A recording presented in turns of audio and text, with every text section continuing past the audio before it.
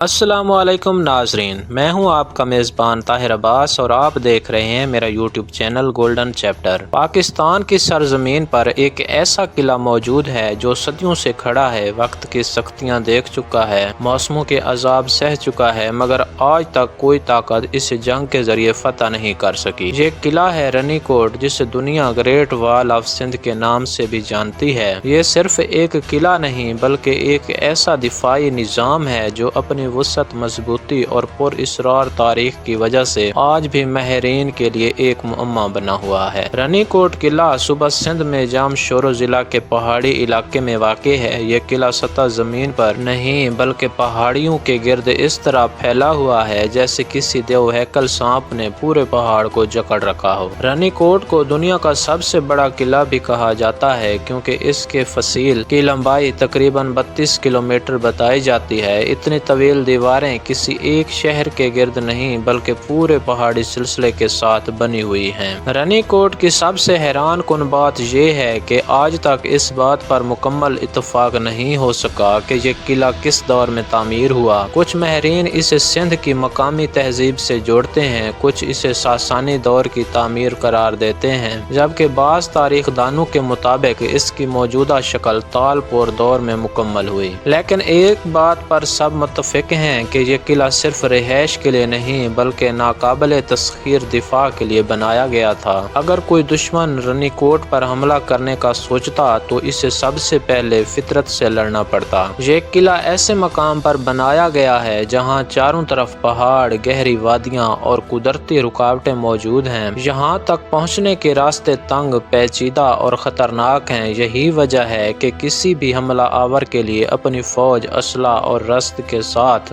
یہاں پہنچنا تقریباً ناممکن تھا۔ رنی کوٹ کی فصیلیں عام قلعوں کی طرح سیدھی نہیں بلکہ پہاڑوں کے اتار چڑھاؤ کے مطابق بنائی گئی ہیں۔ کہیں دیواریں آسمان کو چھوتی محسوس ہوتی ہیں اور کہیں پہاڑ کا حصہ بن جاتی ہیں۔ یہ دیواریں موٹی، بلند اور مضبوط پتھروں سے تعمیر کی گئی ہیں۔ وقت، بارش، ہوا اور زلزلے بھی ان دیواروں کو مکمل طور پر گرا نہیں سکے۔ اس قلعے کے اندر کئی اہم حصے موجود ہیں جن میں سب سے نمایاں میری کوٹ اور شیر گڑھ ہیں۔ میری کوٹ قلعے کا مرکزی حصہ سمجھا جاتا ہے جہاں حکمران یا فوجی کمانڈر قیام کرتے تھے۔ یہ حصہ باقی قلعے کے مقابلے میں زیادہ محفوظ اور مضبوط بنایا گیا ہے۔ شیر گڑھ ایک بلند مقام پر واقع ہے جہاں سے دور دور تک کے علاقے پر نظر رکھی جا سکتی ہے۔ جنگ کے زمانے میں یہ حصہ دشمن کی نقل و حرکت پر نظر رکھنے کے لیے استعمال ہوتا تھا۔ رنی کوٹ کے دروازے بھی اس کی دفاعی حکمت عملی کا اہم حصہ ہیں۔ یہاں کئی بڑے دروازے ہیں جن میں سن گیٹ سب سے مشہور ہے۔ یہ دروازہ اس انداز میں بنایا گیا ہے کہ اگر دشمن اندر داخل ہونے کی کوشش کرے تو وہ تنگ راستوں میں پھنس جائے اور اوپر سے دفاع کرنے والوں کے لیے اسے روکنا آسان ہو جائے۔ یہ دروازے صرف داخلے کے راستے نہیں بلکہ جنگی جال تھے۔ یہ سوال بہت اہم ہے کہ اتنا بڑا قلعہ آخر کس کے خلاف بنایا گیا تھا؟ تاریخ ہمیں بتاتی ہے کہ سندھ ہمیشہ مختلف طاقتوں کی توجہ کا مرکز رہا۔ یہاں سے گزرنے والے تجارتی راستے، زرخیز زمین اور اسٹریٹجک محل وقوع نے اسے حملہ آوروں کے لیے پرکشش بنایا۔ رنی کوٹ شاید انہی خطرات کے پیش نظر تعمیر کیا گیا تاکہ پورے علاقے کو ایک ہی دفاعی نظام میں محفوظ کیا جا سکے۔ دلچسپ بات یہ ہے کہ تاریخ میں ایسا کوئی مستند واقعہ موجود نہیں جس میں رنی کوٹ کسی بڑی جنگ کے بعد فتح ہوا ہو۔ یہ قلعہ کبھی شکست کے بعد دشمن کے قبضے میں نہیں آیا، یا تو دشمن یہاں تک پہنچ ہی نہیں سکا یا پھر حملے کا ارادہ ترک کر دیا۔ یہی وجہ ہے کہ رنی کوٹ کو ناقابل تسخیر قلعہ کہا جاتا ہے۔ رنی کوٹ کے ساتھ کئی پراسرار کہانیاں بھی جڑی ہوئی ہیں۔ مقامی لوگ کہتے ہیں کہ رات کے وقت قلعے کی دیواروں کے قریب عجیب سی آوازیں سنائی دیتی ہیں۔ کچھ کا کہنا ہے کہ یہ ہوا کی گونج ہے، جبکہ کچھ لوگ اسے ماضی کے محافظوں کی موجودگی سے جوڑتے ہیں۔ بعض لوگ یہ بھی کہتے ہیں کہ قلعے کے اندر اب بھی کچھ خفیہ راستے موجود ہیں جو ابھی تک دریافت نہیں ہو سکے۔ یہ قلعہ ہمیں یہ بھی بتاتا ہے کہ ماضی کی تہذیبیں صرف طاقت پر یقین نہیں رکھتی تھیں بلکہ حکمت،